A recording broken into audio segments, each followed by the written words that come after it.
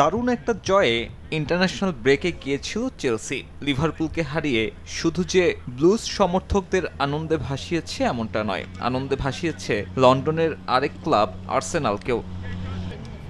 আপাতত গানার্সরাই প্রিমিয়ার লিগের table topper, তবে এবার চেলসির ভাগ্য বদলাতে হবে নিজেদেরকেই। বর্তমান ক্লাব ওয়ার্ল্ড কাপ চ্যাম্পিয়নরা লিগের 7 ম্যাচ শেষে অবস্থান করছে টেবিলের 7 নম্বরে। নটিংহ্যাম ফরেস্টের বিপক্ষে তাই পুরো 3 পয়েন্টের জন্যই নামবে চেলসি, তবে কাজটা সহজ হবে না।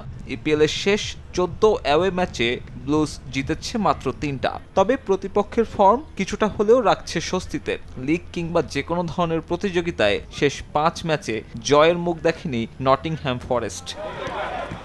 বিরতি কাটিয়ে ফেরার দিনে বিগ ম্যাচটা রাত 8টায় এতিহাদে এভারটনকে আতিথ্য দেবে ম্যানচেস্টার সিটি। 7 ম্যাচ অপরাজিত গার্দিওলার দল। এভারটন বাধায় জিততে পারলে সুযোগ আছে পয়েন্ট টেবিলের 2 নম্বরে ওঠার। তবে কাজটা সহজ নয়। শেষ 10 লিগ ম্যাচের 6টাতেই জিতেছে দ্য টফিস। অ্যাওয়ে ম্যাচে তাদের পরিসংখ্যানটাও ভালো, তবে এদিন হট ফর্মে থাকা জ্যাক গ্রেলিশকে পাবে না এভারটন। প্রিমিয়ার লিগের নিয়মের কারণে লোনে থাকা ফুটবলার খেলতে পারবে না মূল ক্লাবের বিপক্ষে। একই দিনে শীর্ষস্থানটা পাকাপোক্ত করতে নামবে আর্সেনাল, তবে ইনজুরি জর্জরিত স্কোয়াড মাথা ব্যথার কারণ মিকেল আর্তেতার। নিয়মিত অধিনায়ক ওদেগার্ড নেই, থাকবে না হাভার্টস, জেসুসরাও। নিজেদের শেষ 7 ম্যাচে অপরাজিত আর্সেনাল, যেখানে জয়ের সংখ্যা 4, এর মধ্যে টানা 3 অ্যাওয়ে ম্যাচ জেতার অভিজ্ঞতাও আছে গানার্সের।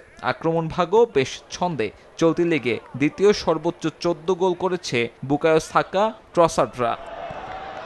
ওই ধারা বজায় রাখতে চাইবে আর্সেনাল। হারলেই হাতছাড়া হতে পারে টেবিলের শীর্ষস্থান। যদিও ফুলহ্যামের মাঠ থেকে জয় নিয়ে ফেরাটা কঠিনই হবে, তবে আর্তেতা বাহিনীর সামনে ওই কঠিন কাজ করার বিকল্প নেই।